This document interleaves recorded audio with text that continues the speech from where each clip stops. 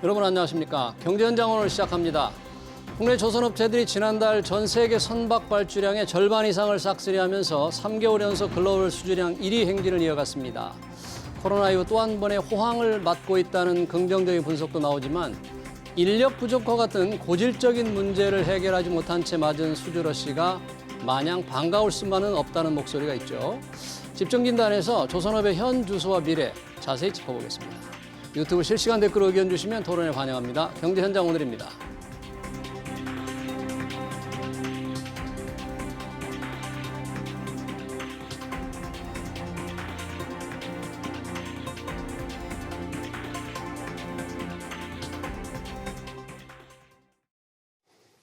네, 조선업 문제 토론하기 위해서 두 분 모셨습니다. 정용건 사회연대포럼 대표, 그리고 엄경아 신영증권 연구위원 나오셨습니다.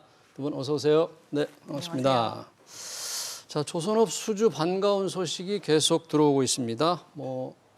지금 호황이 시작됐나 아니면 초호황이라는 얘기도 있고 그러는데 엄경아 위원님 이쪽 분야의 전문가신데 지금 어떻습니까? 조선업 상황 정말 호황이 시작이 된 겁니까? 저희가 좀 연간으로 길게 잘라서 말씀을 드리면 2020년 대비해서 2021년에 전 세계 글로벌 선박 수주량이 2배 정도로 뛰었습니다. 그리고 작년 연간 발주한 선박의 양을 만약에 1년 동안 전 세계 조선업체들이 지을 수 있는 양이랑 비교를 하면 한 1.5배 정도 되는 수량이었었기 때문에 작년에 수주를 받아서 조선업체들이 이제 저희가 수주 잔고를 쌓는다는 얘기를 많이 하잖아요. 그래서 만들지 않고 잔고로 쌓아두는 그런 물량을 많이 확보를 한 상황이고요. 조선업체들은 건설업이랑 비슷한 수주 산업이지만 이 다른 점이 뭐냐면 저희가 도크를 계속 가지고 돌려야 되기 때문에 수주 잔고가 쌓여 있지 않으면 되게 저가 수주를 많이 해야 되는데 그런 국면에서는 많이 탈피할 수 있을 정도로 시황 자체는 상당히 좋아졌다라고 저희는 보고 있습니다. 지금 그러면 발주량이 한 어느 정도 일할 수 있는 정도로 지금 잔고가 있는 거예요? 우리는? 국내 메이저 대형 업체들 같은 경우는 한 25년 상반기 정도까지는 인도할 물량을 확보했기 때문에 2년치 이상의 물량을 충분히 가지고 있는 상태다라고 보시면 될 것 같습니다. 네, 주로 최근에 수주하는 거는 어떤 배를 주로 많이 수주를 하고 있습니까? 작년과 올해까지 가장 많이 나온 거는 일반적으로 전기선의 성격을 가지고 있는 컨테이너 선박과 그리고 LNG 선박 요 두 가지가 집중적으로 발주가 나오고 있는 상황입니다. 수익성이 좀 좋은 배인 거죠, 그건? 그 배뿐만 아니라 모든 대부분의 주요 선종들이 저희가 한 2018년 정도 대비해서 지금 성과의 상승률을 보면 거의 다 한 30~40%씩 상승을 한 상황이기 때문에 수익성은 어느 정도 이제는 좀 제자리를 찾은 상태다라고 보셔도 될 것 같습니다. 네, 정영근 대표님 보시기에 어떻습니까? 조선업 이 정도면 우리 엄경아 의원 설명대로 조금 상당히 많이 좀 나아지고 있는 거네요. 그렇습니다. 2019년, 20년 사실은 수주 보릿고개라고 불릴 정도로 대단히 어려운 시간을 보내고 이제 작년에는 앞서 말씀드린 대로 대단히 큰 폭으로 했고 올 상반기에도 전체 목표량의 한 72% 정도 수주를 한 상황입니다. 그리고 하반기는 조금 나빠지더라도 내년에 또 훨씬 좋아질 거라는 그런 보고도 나오고 있는 이런 상황이기 때문에 비교적 수주 부분과 관련해서는 괜찮아질 거다. 그래서 지금 현재로서는 한 3년치 정도의 일감은 현장에서 확보된 상태이기 때문에 비교적 좀 원활하게 돌아가고 있고 그래서 하반기 내년 상반기 넘어가면은 인력 문제가 상당히 좀 심각할 것이다. 이를 볼 정도로 어떻든 물량은 상당 부분 확보를 한 상태입니다. 물량 확보 늘어나고 최근에 거의 수주 절반 이상 우리가 들어가고 있는데 그러면 애널리스트로서 그러면 이 조선업 회사들의 주가 전망, 그동안의 상황, 어느 정도 주가 흐름을 보여왔고 지금은 어떤 상태예요? 저희가 작년에 수주가 상당히 좋았다고 말씀을 드렸는데 그걸 월별로 쪼개보면 그래도 상반기에 5월까지가 상당히 많은 발주가 나왔습니다. 그래서 실제로 주가의 흐름도 5월까지가 상당히 좋았고 그 뒤로는 월별 수주로 봤을 때는 어쨌든 상반기보다 하반기가 조금 양적으로는 줄어드는 측면을 보이었기 때문에 한 1년 가까이 지금 조정을 받은 상황이고요. 최근에 그러면서도 매분기 실적 날 때마다 수주는 잘 받고 있다고 분명히 얘기를 하는데 저희가 매 분기 적자를 공시를 했었거든요. 근데 최근에 2분기에도 물론 적자 공시를 하긴 했지만 이전에 받았던 수주 물량들을 조금 더 많이 건조하게 됨으로 인해서 적자폭을 줄이는 모습을 실적을 보여준 상태입니다. 그래서 최근에는 실적이 발표가 나면서 오히려 조선이랑 관련된 그리고 일반적인 조선업체들의 주가가 좀 바닥을 다지고 올라오고 있는 상황이고요. 과연 3분기에는 어떠한 좋은 실적이 나올까에 대한 기대감이 조금 반영이 되고 있는 상태다라고 보시면 될 것 같습니다. 전반적으로 바닥을 다지고 올라오는 상황, 그리고 3분기 과연 어떤 실적을 보일지 조금 기대를 하고 있는 상황이네요. 자, 수주는 많이 돼 있고 이렇게 늘어나는데 늘 얘기하는 이 생산할 사람이 없다, 네네. 인력이 없다. 네네네. 어느 정도 상황인가요, 지금? 조선업이 뭐 한때는 뭐 전체 합쳐가지고 직영하고 이제 그다음에 산해 하청까지 합쳐가지고 지금 현재는 뭐 한 9만 2천 명 정도의 인력이 조선소에 전체에 있습니다. 전체 인력이요. 예, 그런데 뭐 한때는 한 뭐 17만, 18만 이렇게 됐는데 2015년 이후에 계속해서 줄어서 이제 지금 현재 뭐 줄은 상태이고요. 실제로 이제 대우조선을 기준으로 해보면 2015년도에 그때 이제 대우조선이 이제 분식회계 문제가 터지고 슈퍼사이클이 끝나는 그 시점에 심한 구조조정을 했습니다. 예. 뭐 사내하청뿐만이 아니고 정규직 노동자들까지 일정 부분 구조조정을 좀 한 이런 상황으로 계속해서 이제 인력은 축소해 갈 수밖에 없었고 말씀드린 대로 이제 수주를 받고 나면 한 3년 정도의 배를 건조하는데요. 네. 설계하고 한 1년 6개월부터 이제 배를 갖다 건조하기 시작에 들어가는 공사를 시작하는 이런 구조인데 그러다 보니까 뭐 어떻든 올 상반기까지 작년 하반기부터는 뭐 비교적 도크가 좀 비어 있었죠. 19년, 20년도에 수주를 못했기 때문에 지금부터는 이제 조금씩 돌아가고 있는 이런 구조인데 이 인력과 관련된 부분들이 안 돌아오는 거죠. 나간 인력들을, 간 줄인 인력들이 인력을. 예, 어디로 갔냐고 봤더니 뭐 첫 번째는 이제 평택의 파운트리 공장으로 상당 반도체 부분 공장으로. 반도체 공장으로 갔다는 거죠. 그 뭐 거기 가면은 뭐 시간 뭐 하루에 일당으로 한 20에서 25만 원 뭐 이 정도 받는데 조선소의 하청 노동자들 뭐 18만 원 뭐 언저리 이 정도 수준으로 받고 있고 예. 여전히 뭐 많이 이제 중대재해처벌법 등등으로 해가지고 안전 문제가 강화됐지는 했지만 조선도는 여전히 또 위험이 있습니다. 그래서 실제로 이제 그제 뭐 조선소의 산해하청 지난번 농성하고 이런 과정에서 예. 봤지만 집이 거제에 있고 자식들이 학교를 거기서 다니고 이런 사람을 제외하고 움직일 수 있는 사람들 다 외지로 떠난 거죠. 다 떠났다. 네, 다 떠나고 돌아오지 그래서 않고. 뭐 지금은 현재는 돌아올 필요도 없는 거고 특히 이제 또 뭐 택배라든지 배달의 민족이라든지 이런 쪽으로도 사람들이 많이 이동하면서 실제로 당분간은 뭐 인력 충원이 대단히 어려울 수밖에 없는 구조입니다. 임금 구조가 네. 아까 이제 평택의 반도체 공장과 비교해 보면 상당히 낮은 수준이기 때문에 엄경 의원님, 그러면 지금 우리 조선사가 세 군데잖아요. 경영 상태는 또는 이 주가 동향은 세 회사가 좀 차별화가 되고 있습니까? 아니면 어떤 상황입니까? 하나 이렇게 보면.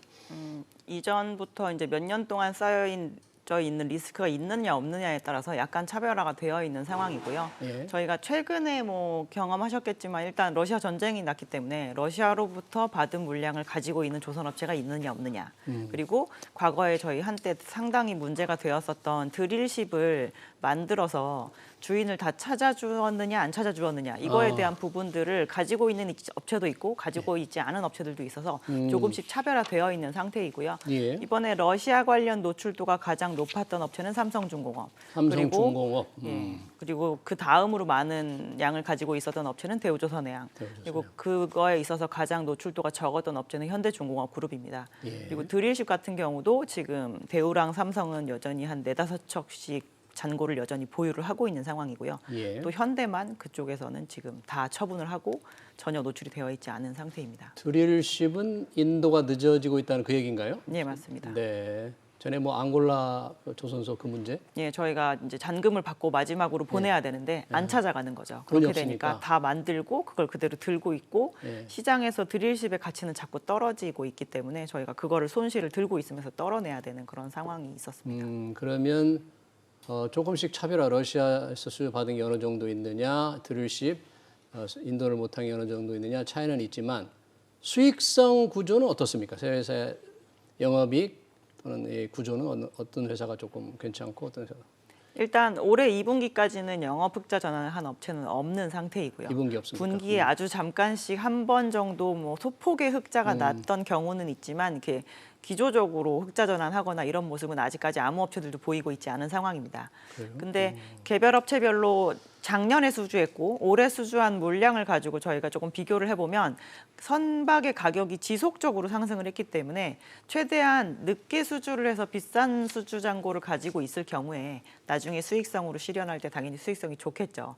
그런 측면에서 봤을 때는 작년에 저희가 선가가 미처 빨리 오르기 전에 조금 조기에 수주를 한 업체 중에 하나가 삼성중공업에 해당이 되고요. 삼성중공업. 네. 그리고 이제 조선업체들한테 가장 큰 영향 중에 하나가 환율인데 저희가 달러로 수주를 하거든요. 그리고 실행을 할 당시에 매출을 그 환율로 인식을 하는 업체도 있고 이미 수주를 받았을 때 그 당시 환율로 인식을 하는 업체들도 있습니다. 삼성중공업 같은 경우는 수주하자마자 그때 당시 환율로 100% 해지를 하는 편이고요.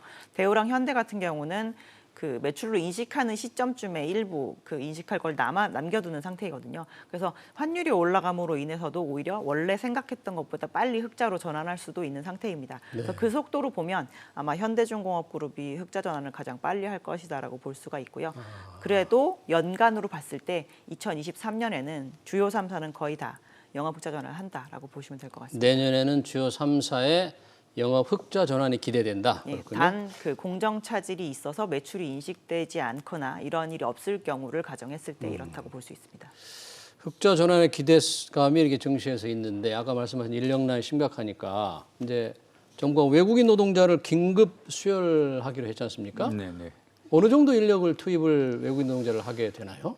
뭐 지금 현재는 이제 뭐 앞서 말씀드린 대로 지금은 덜한데 내년부터 더 많이 필요하기 때문에 외국인 노동자도 좀 많이 필요하고 그다음에 이제 뭐 52시간에 제한돼 있는데 이제 배 같은 경우에는 필요한 시기에 집중적으로 해서 바다로 내보내는 시점, 또 바다에 나가서 일정 부분 시운전하고 이런 과정에서 이제 노동 시간과 관련된 유연성 이런 것들을 이제 업체들이 요구를 하고 있고요.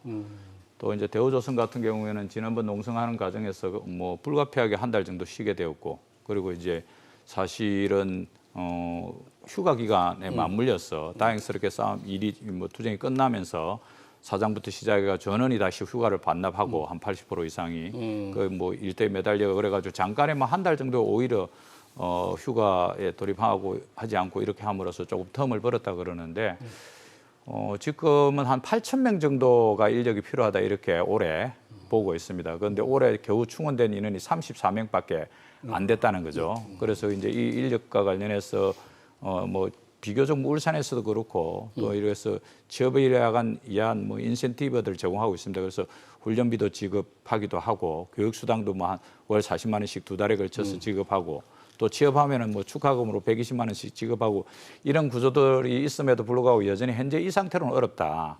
그래서 저는 지난번 사실은 우리 국민들이 많이 놀랐습니다. 조선업이 수주가 호황이 되고 한데 왜 조선업에서 일하는 노동자들이 200만 원 초반의 임금을 받고 어떻게 일할 수 있겠냐. 그 당시 급여 수준이 일부 언론을 통해서 알려지기는 네. 뭐 거의 최저임금 수준을 조금 웃도는 정도 굉장히 낮은 것으로 알려져 있죠. 그래서 이 인력 구조를 조선 3사의 인력 구조를 갖다 이제 해결해야 된다. 당장 우리 회사 입장에서는 숙련도가 있는 인력이 필요합니다. 예. 외국인 노동자들이 온다고 해서 할 수 있는 거는 사실은 뭐 용접이라든지 도장이라든지 이런 것보다는 거기서 보조하는 우리 현장에서 시다라고 이렇게 보조하는 이런 역할을 하는 이런 노동자들로서 그거 되고 있고 또 외국인 노동자들이 오면은 먹는 거하고 자는 것을 갖다 해결을 해줘야 됩니다. 사실은 최저임금 가치 중에서도. 그래서 이 비용도 만만치 않다. 그래서 결국은 국내에 이 조선업을 제대로 해가기 위해서는 이 다단계 방식의 하청 구조를 다 끊어내야 됩니다. 지금 근데 그걸 어떻게 대우조선에 2만 명이 있는데 9천 명이 정규직이고 11,000명이 사내하청입니다. 이게 100개의 사내하청 업체가 있습니다. 그 원청사에서는 뭐라고 이야기하면 우리도 사내하청에는 70-80% 원청 대비 70-80% 임금을 지급한다 그러는데 왜 이분들이 그거밖에 받지 못하냐 하면은 여기에 이제 관리하는 직원들의 임금도 줘야 되고 100개나 되는 사장님 임금도 줘야 되고 뭐 여러 가지 다양한 관리비가 들어가지 않습니까? 그런 것들이 다 이분들의 임금에서 나가는 거죠. 그래서 저는 우리가 이제 조선업을 이렇게 적자 작년에 조선업이 상계사 합쳐서 4조 정도 나고 적자 규모가 네, 올 상반기에도 한 1조 가까이 지금 상계사가 합쳐서 났습니다. 대우조선 한 5,500억 나고 뭐 삼성중공업 대우조선업하고 현대중공업이 합쳐가지고 한 1조 가까이 정도의 적자가 난 이런 구조 속에서 여전히 대우조선 기준으로 하면 공적 자금이 계속 투입되고 있는데 누구를 위한 공적 자금 투입이냐? 글로벌 선사들한테 그냥 좋은 배 지어가지고 그들한테 갖다 바치게 하느냐? 아니면은 정말 거기에 있는 일하는 노동자들도 다 같이 어떻든 공적 자금에 대한 또는 수익에 대한 이걸 공유할 수 있느냐? 그다음에 숙련된 노동력을 갖다 확보할 수 있어야만이 이후에 경쟁에서도 훨씬 더 고부가가치의 선박을 만들 수 있기 때문에 그래서 저는 자회사 방식으로 사내하청을 다 정리하고 자회사 방식으로 바꾸고 그다음에 직무급제를 해야 된다. 그래서 자회사 방식으로. 네, 자회사 방식으로 바꾸고 그다음에 직무급제를 도입해서 용접공은 시급이 뭐 15,000원에서 2만 원, 뭐 또는 뭐 도장공은 뭐 15,000원에서 뭐 18,000원 이런 방식으로 해가지고 그들의 임금 수준을 점진적으로 올리면서 전체적으로 좀 공정한 임금 구조로 가질 수 있는 이런 구조로 틀을 짜야지. 그래야지 한 번 더 도약할 수 있는 계기가 될 것이라 이렇게 보고 있습니다. 예, 지금 사내 하청 대우조선 해양만 해도 뭐 100개 회사가 된다는데 11,000명의 하청 업체 회사들 자회사로 바꾸고 직무급제로 바꾼다. 그러려면 비용이 올라갈 텐데 결국 회사로서 많이 임금을 이렇게 올라가야 되잖아요. 실질적으로는 원청에서 이야기하는 것이 70-80% 정도 원청이 70-80% 주고 있는데 사내 하청 이 구조 속에서 다단계로 내려가다 보니까 중간에 떼먹는 구조가 있고 거기 사내 하청의 사장님 임금 줘야 되고 관리하는 직원들 임금 줘야 되고 이런 구조인데 그래서 현대자동차 같은 경우에는 생산 라인에 있는 경우에는 정기적으로 다 고용했습니다. 그다음에 현대제철 당진 공장 같은 경우에는 자회사 방식으로 다 흡수하고 있어요. 그러니까 중간에서 이 근로자 파견해가지고 이 이익 챙기는 이 구조만 없애버리더라 해도 큰 부담 없이 오히려 갈 수 있는 구조가 있다. 그런데 누구든 선뜻 결정을 안 하고 있죠. 조선업이 또 이 뭐 상당 부분 또 안 좋을 경우에를 대비해가지고. 그렇죠. 저도 좀 궁금한 게 이렇게 할 수만 있으면 좋겠는데 조선업의 특성, 물량이 수주가 많이 늘어날 때는 괜찮고 그렇지 않을 때는 또 이게 비용을 감당할 수가 없을 텐데 이른바 물량이 왔다 갔다 하는 이 산업의 이 조선업의 특성상 이런 구조, 임금 구조를 바꾸는 게 좀 가능할까요? 산업적인 특성상? 저는 개인적으로는 제재 하청 뭐 이런 거를 좀 근절시키는 부분만 건드린다고 하더라도 어느 정도 정상화될 수 있다고 보고 있는데 저희가 그 과거 한 10년, 15년 사이에 사실 버블이 상당히 세게 왔던 게 지금 전 세계적으로 조선업체들이 옛날에 1년 동안 만들 수 있는 배보다 지금 한 절반 정도밖에 못 만듭니다. 조선업체들이 많이 망해서 없어졌거든요. 근데 그 이전에는 너무 많은 선박들이 발주가 되니까 너도 나도 하겠다고 달려들었는데 그러고 나서 인프라도 깔아놓고 거기에 고정적인 인력도 깔아놓다 보니 이 산업이 돌아가려면 저희가 계속 물량을 받아서 경쟁을 해야 되는데 10개를 만들 수 있는데 시장에서 항시 나올 수 있는 부분은 뭐 7개밖에 안 되는 거예요. 그럼 그 7개를 가지고 제가 더 싸게 해드리겠다고 하면서 계속 경쟁을 붙기 때문에 어쩔 수 없는 거지만 저가 수주. 그렇죠. 저가 수주죠. 근데 지금은 사실 전체적으로 조선 산업의 사이즈 자체가 이미 절반으로 줄어드는 상황이고 이제 저희가 이 선박 시장에서 바라보고 있는 게 내년부터 되게 탄소 저감 규제가 세게 들어가게 됩니다. 전 세계에 있는 모든 배한테 적용이 되는 문제이기 때문에 이 규제에 잘 맞게끔 저희가 새로운 배를 만들 것인가 아니면 배를 고쳐 쓸 것인가 이거에 대해서 되게 큰 결정을 해야 되는 상태거든요. 그래서 그런 상황에서 나올 수 있는 꾸준한 발주량 자체가 지금 정도로 줄어든 인프라면 충분히 커버할 수 있지 않겠느냐라고 보고 있는 거고요. 당연히 그동안 빠져나갔던 거의 뭐 인프라 자체가 50% 줄었다고 한다면 뭐 인력은 한 60% 정도 줄은 그런 상황일 텐데 조금 더 채워서 어느 정도 이제 고정적인 밸런스를 맞추게 된다면 과거와 같이 그렇게 수주는 받아서 기껏 잘 만들어줬지만 이익은 하나도 내지 못하는 그런 상황이 반복될 정도의 상태는 아니지 않나라고 보고 있습니다. 우리 시청자 댓글도 왔는데 우리나라 임금 수준, 조선업의 임금 수준이 어느 정도인지 경쟁력이 어느 정도인지 지금 경쟁은 중국하고 하는 거죠? 그렇습니다. 우리가 뭐 상반기에 지금 우리가 이제 수주 1위 했지 않습니까? 우리가 한 46%, 중국이 42% 정도, 일본이 한 7.2% 정도 이렇게 수주가 된 걸로 돼 있고 비교적 뭐 배를 건조하는 역량과 관련해서도 우리가 뭐 LNG선, 컨테이너선 좀 훨씬 더 경쟁력이 있고 중국의 뭐 푸덩조선소에서 만든 배 같은 경우에는 뭐 전손 수준으로 크레임이 발생한 그런 사례들도 있기 때문에 비교적 어떻든 간에 경쟁력도 생기고 앞서 연예께서 말씀하신 대로 인력도 많이 줄어들어 있는 상태죠. 그러니까 한 20만 명 정도 쓰다가 2015년 이전에 지금 한 9만 명 정도 수준인데 조금 더 늘리는 이 수준에서는 경쟁력 있게 충분히 갈 수 있다고 보고 있고 특히 이제 뭐 물날 때 결국 이제 노젓고 벼 띄워야 되는 그런 상황이 오고 있지 않습니까? 내년 이제 뭐 헬레닉 시핑 뉴스 같은 게 어제 그리스에서 나온 거 보면은 내년에 훨씬 더 뭐 신조선 건조 수주가 폭발적으로 늘 것이다. 아, 새로운 조선 어저께 수주가? 그러면서 조선주들이 좀 움직였던 것 같은데 어쨌든 그런 과정에서 이번에 좀 3사 체제 이 체제 속에서 각자의 경쟁력을 좀 만들어서 실질적으로 이후에 조선 산업에 중국과의 초격차를 벌릴 수 있는 그런 임금 체계 또 기술력, 숙련 노동자들의 숙련도 이런 것들을 다 같이 좀 맞춰가는 그런 계기로서 이번에 활용해야 된다. 그리고 그냥 뭐 넘어갈 수 없는 정도로 이 산하천 노동자들의 억울함, 딱한 처지 이런 것들이 전 국민이 알고 있는 사항이다. 예. 그 사내하청 근로자들의 임금 수준이 정확히 얼마 정도 되는 거예요? 연차별로 볼 때.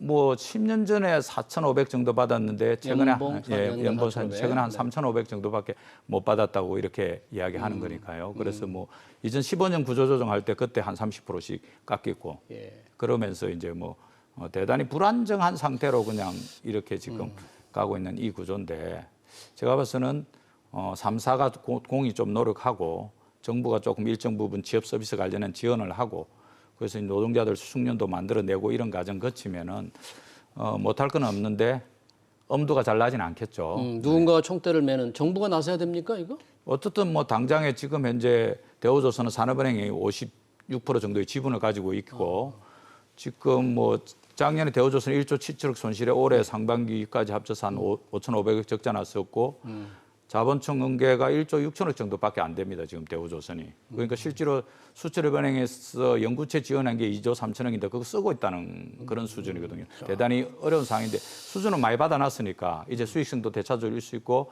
내년에 턴어라운드가 충분히 가능한 상황이니까 이때 뭔가 정부가 제대로 된 유동성을 지원하고 그래서 또 추가로 지원을 하고 대우조선. 뭐 지금 이제 지원되어 있는 부분들을 갖다가 뭐 출자로 전환한다든지 이런 방식으로 그다음에 산업은행이 지금 뭐 2조 7천억 정도의 크레딧 라인, 뭐 우리나라 따지면 마이너스 통장을 갖다 만들어 준 상태입니다.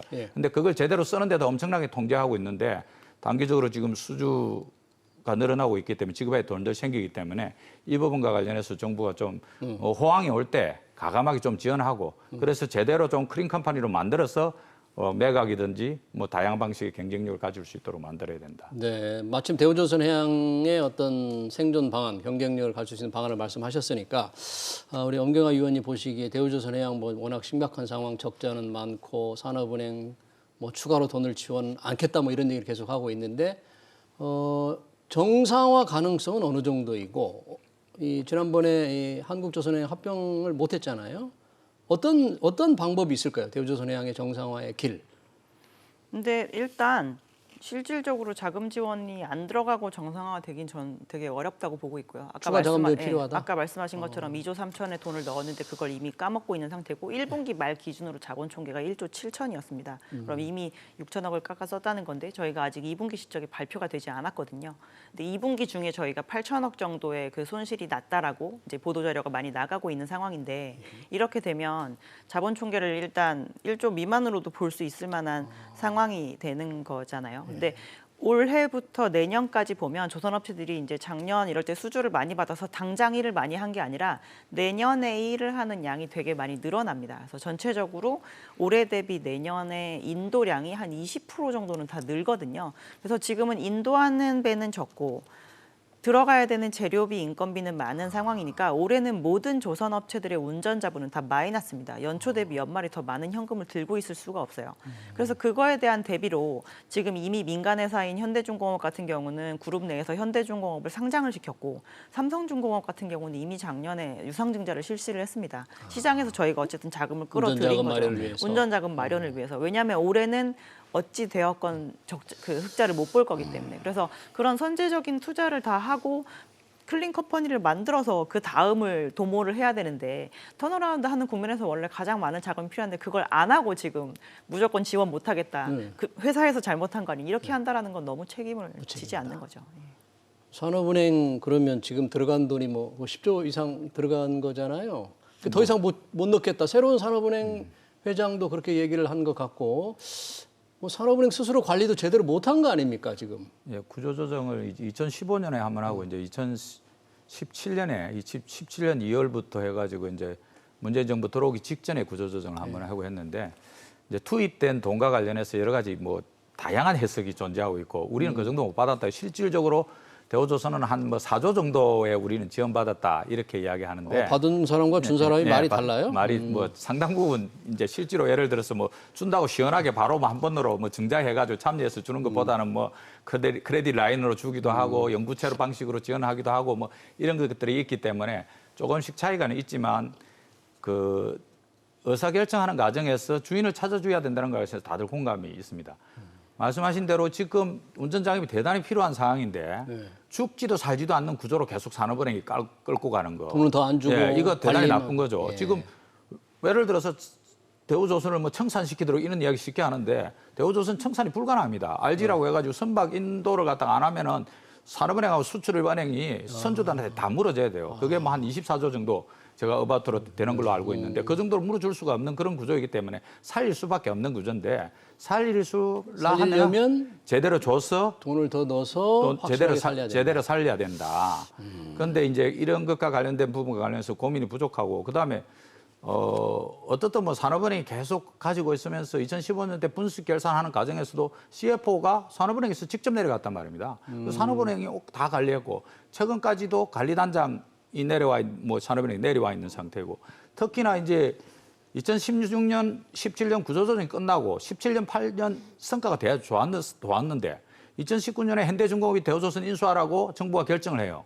예? 그런 과정에서 2019년, 20년은 완전히 2021년까지 대우조선은 망가지는 거죠. 그러니까 실제로 현대중공업이 인수한다 그러니까 뭐 이게 규모가 커서 안 된다고 독점 문제가 있으니 그러니까 수주도 제대로 못하게 하고 영업도 제대로 못하게 하고 대우조선이 가지고 있는 장부는 현대중공업이 한번 싹 봐버리고 이런 구조 속에서 대우조선의 경쟁력이 최근에 나빠진 것은 누가 뭐라 해도 산업은행이 책임을 피해갈 길이 없다. 산업은행 책임론이 책임을 피해갈 수 없고 이제 다시 기회가 한 번 더 왔기 때문에 이때 제대로 클린 컴퍼니 만들자. 예. 지금 일각에서 뭐 이렇게 대우조선해양을 나눠서 판다. 군수와 뭐 방산과 민간 나눠서 판다는 이런 가능성은 좀 가능한 거예요? 나눠서 파는 건 현실적으로? 근데 뭐 도크를 쪼갤 수도 없고 사실 그냥 거제도에 이렇게 물리적으로 붙어 있는 건데 저희가 굳이 그 사이즈를 줄여서 뭐에서 효율화를 이끌 수 있는지 모르겠지만 그렇게 쪼개서 팔든 통으로 팔든 그 이전에 먼저 선제적인 자금 투입이 먼저 이루어져야 됩니다. 네. 정상화된 다음에 팔아야지 어떤 식으로든 팔리겠죠. 네. 매각을 분할을 해서 팔든 뭐 하든 일단 정상화를 시키는 게 산업은행의 책임. 산업은행이 좀 돈을 더 넣어야 되는데 산업은행 그 돈 넣기가 또 쉽지 않고 그동안 돈 잘 못 쓰게 관리만 하고 경영 자율경영을 못 하게 하고 막 그런 책임론이 좀 있는 거죠. 그 정도죠. 예. 지금 분리매각도 우리 애널리스트 뒤에 보면은 저기 대우조선이거든요. 저기 오른쪽 이쪽 보이는 이쪽이 특수선이고 가운데가 이제 이게 크레인 1도급 크레인이고 왼쪽이 이제 상선 이렇게 하는 건데 저게 가운데 잘라지겠습니까? 도크를 함께 저걸 가운데 잘라 그리고 뿐만 아니고 분리해서 따로 한 게 아니고 또 공정이 같이 하는 프로세스도 상당히 많아요. 블록을 만들고 이런 프로세스들은 같이 해서 특수선으로 보내고 컨테이너로 보내고 이런 공정들이 많기 때문에 분리 매각 이런 거는 옥포 현장에 한번 가보시면 그게 어떻게 가능하냐. 저게 이순신 장군의 옥포 대첩에는 딱 저 자리입니다. 그 현장에 가면 할 수는 아닌 소리예요? 할 수 없는 소리예요? 가서 보시면 분리 매각이 불가능한 구조로 딱 붙어 있습니다. 이렇게 해가지고. 네. 자, 뭐 분리매각도 어렵고 정상화도 쉽지 않은 자금 지원을 안 한다 그러니까 이런 상황 수주는 늘어나는데 오늘 엄경화 위원님 조선산업 지금 수준 이렇게 늘어난 상황에서 주식 아까 조금 이제 바닥을 타지는 중이라고 그랬잖아요. 조금 중장기로 보신다면 어떻게 전망을 하세요?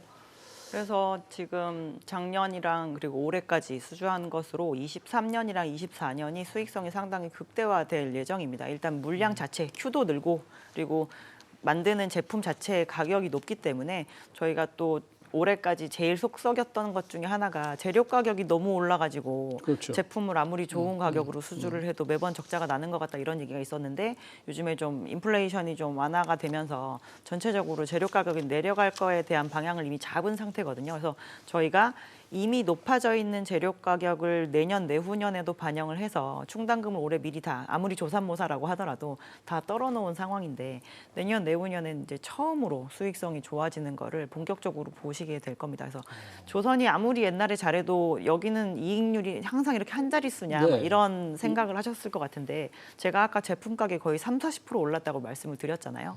그리고 재료 가격은 고점을 찍고 내려오고 있는 상태라 저희가 오히려 아주 호황기 때 뭐 모든 조선 업체들이 이렇게 캐파를 키울 때보다 오히려 이렇게 제한적인 캐파를 가지고 들어오는 물량을 소화를 하면서 수익성 측면에 있어서는 더 좋은 측면을 보실 수도 있을 만한 상황입니다. 네. 뭐 주식 주가는 이제 수익성을 반영하니까 수익성 측면에서는 좋은 걸 기대할 수 있다. 네, 조선업 외국인 인력 채용 시장 전망 잘 들었습니다. 지금까지 정용건 사회연대 포럼 대표, 우리 엄경화 신영증권 연구위원이었습니다. 고맙습니다.